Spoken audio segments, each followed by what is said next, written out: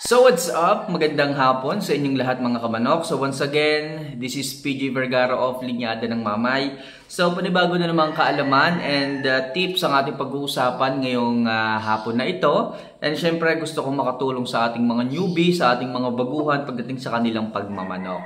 So ano nga ba yung magiging topic natin ngayong hapong ito mga kamanok? So magiging topic natin ngayon is all about sa mga pintas or sa mga katangian ng isang manok na para sa akin is reject. Okay? Baka kasi may mga newbie tayo dyan na nag-aalaga ng manok pero yung kanila palang mga alagang manok ay reject or something na may something na hindi tama. So atin po lamang i-correct, atin po lamang nabibigyan ng kaalaman, wastong kaalaman yung ating mga alaga, yung ating mga newbie dyan, pagdating sa kanilang mga alaga kung alin ba dapat yung ating i-breed, alagaan ng maayos, bigyan ng vitamina at alin yung mga manok na kailangan nating alisin na or kailangan nating i-eliminate or something na kailangan na nating magpaalam. Kasi may mga manok na ganyan eh. Ayoko kasing yung mga newbie natin is mag-alaga ng mga manok na may pintas. So hanggat maaari, i-correct po natin yan.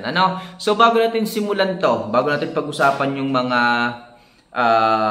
deficiencies or yung mga defects pagdating sa ating mga alaga, gusto ko lang munang ipakita sa inyong isa sa aking na-breed last season. So ito po mga kamanok. Sweater Hutch. Ito pong isa sa ating ibinread, 7 months old, Sweater Hutch. Napakaganda pong manok na ito. Nakikita niyo po? Napakaganda po ng itsura. Pulang-pula po ang kanyang mukha, sign of healthiness. Napakaganda rin po ng kanyang mata. Ayan, so talagang maayos na maayos po ito mga kamanok. Okay? So, tumutubo na po ang kanyang buntot. Mahaba-haba na po. Then yung katawan niya, ang ganda rin po mga kamanok. Okay? Ayan. So, ang ibinibigay ko po ditong grams ng patukan natin is 35 grams. Ayan. So, makikita nyo naman, ang ganda na po ng kanyang katawan, ganda po ng kanyang itsura, tsaka yung kanyang balahibo, smooth na smooth. Okay? So, mga kamanok, let us proceed to our topic for this afternoon. So, ano nga ba yung mga reject qualities na ating tinitingnan unang-una? So mga kamanok, pagdating sa ating mga alaga, pagdating po doon sa kanilang bone structure, ito muna ating pagbabasihan na, ito muna ating pag-uusapan. Sa bone structure mga kamanok, ang hinahanap ko dyan, yung medyo may konting pitso. Okay? Kung walang pitso, okay lang po mga kamanok. What I mean is, kung hindi po ganun kagandahan yung pitso, okay lang po. Hindi pa po reject yon mga kamanok. Yan po ay selection.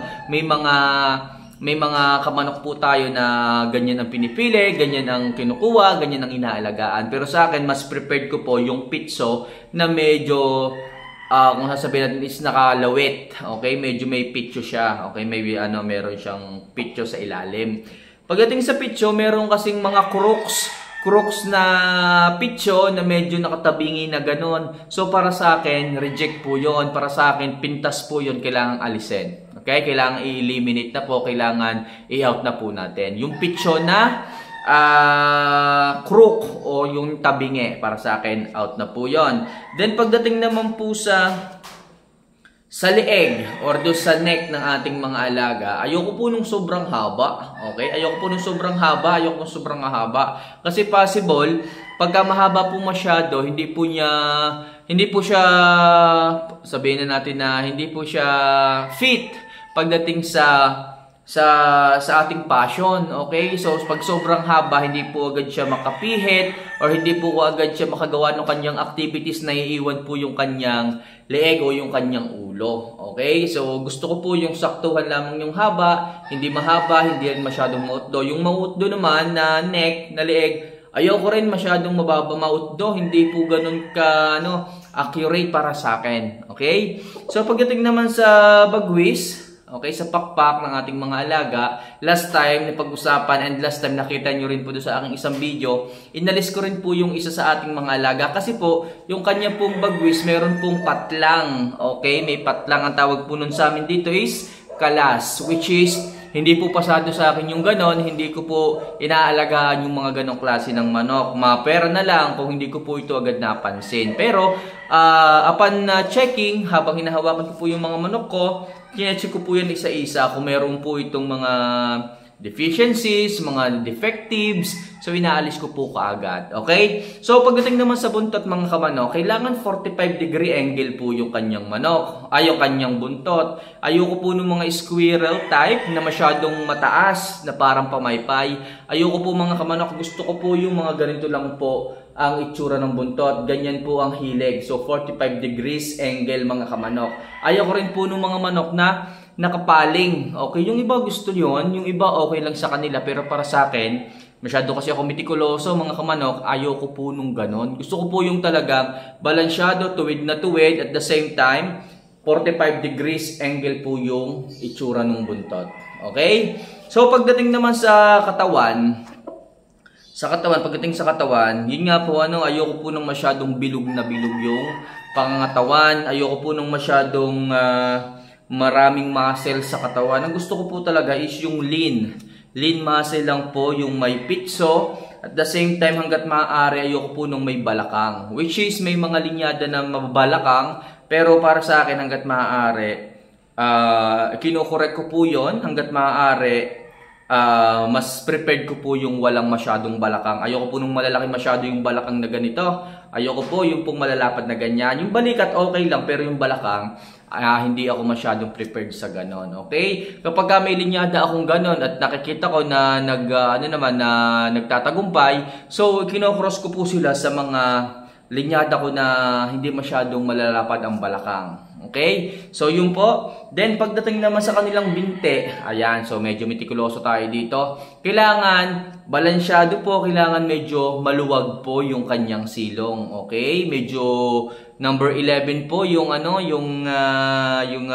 position. Kailangan number 11 po na ganun, medyo maluwag. Ayoko po ng masyadong sikip, ayoko po ng mga piki, mga kamanok. Para sa akin, hindi po yun balansyado. Para sa akin, hindi po healthy yung ganun. Okay? So, mahihina po yun, weak. Madali po silang, alam nyo na, sila po ay, para sa akin ay hindi po sila ganun ka-fit or ka-accurate pagdating sa okay, ganitong klase ng passion. Okay, gusto ko po maluwag yung silong, medyo bakang, tapos yung sipit-sipitan nga pala mga kamanok, yung sipit-sipitan, ang gusto ko masikip. Okay, masikip hanggat maaari, may gap lang siya ng isang daliri. Kasya lang yung isang daliri doon sa sipit-sipitan.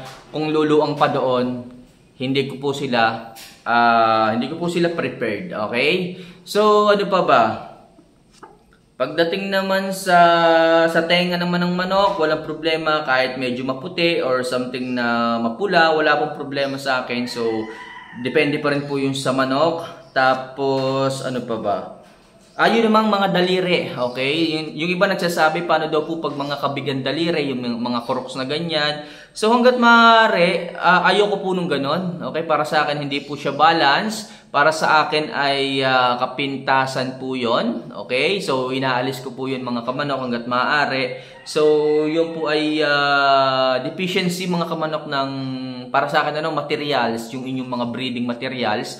So, kinukulang po sila sa vitamin na binga ba yun? Hindi ko matandaan. Riboflavin, okay? So, kinukulang po sila. Kaya po yung mga sisiyo nagkakaroon po ng mga crooks na daliri, mga crooks na fingers, okay? Kaya po nagkakaganon. So, kinukulang po ng B vitamins yung inyong mga tandang at saka inahin, okay? So, ano pa ba? So, yung haba po ng binte, okay? Yung haba ng binte. So, para sa akin, mas prepared ko po yung mas mahaba po yung kanilang legs, okay, kesa doon sa shanks. Okay, yung kanilang binte, ayoko nung mas mahaba masyado. Mas gusto ko po yung legs nila ang mas mahaba kaysa sa binte. Especially yung mga lemons, akala nyo mga mabababa sila. Pero yung po talaga ang maayos, mahaba po ang kanilang legs. Tapos yung shanks, medyo maiigsi. Kung titingnan natin, parang mga low station lang, pero maganda po yung ganon. Okay? So, yun lang mga kamanok, ang ilang mga rejects na ginagawa kong batayan dito sa aking backyard para sa ganun naman ay magkaroon din ng idea yung ating mga newbie, mga baguhan pagdating sa pagmamanok. So hopefully makatulong ang video ito pagdating sa ating pagmamanok. So sa mga nagtatanong dyan ng maayos at murang bitamina pagdating sa kanilang mga alaga, so why don't you try our very own Herbox? Napakaganda po nito mga kamanok na kahit walang prescription ng veterinaryo is napakaganda kasi natural and organic, kaya po napakaganda sa ating mga alaga. Rich in natural vitamin B12 and syempre may 4 times calcium na tumutulong sa magandang development ng buto ng ating mga alaga. So sa mga interesado, message nyo lang ako 0955-653-7057. Ayan. So napakaganda niyan. Dami na pong nag-order sa atin. Thank you, thank you, thank you. So paano mga kamanok? Hanggang sa muli. See you for our next vlog. Paalam po sa inyo. Sa mga magtatanong ilagay nyo lang sa comment section at next video pag-usapan natin ang inyong mga katanungan. So paano? Paalam!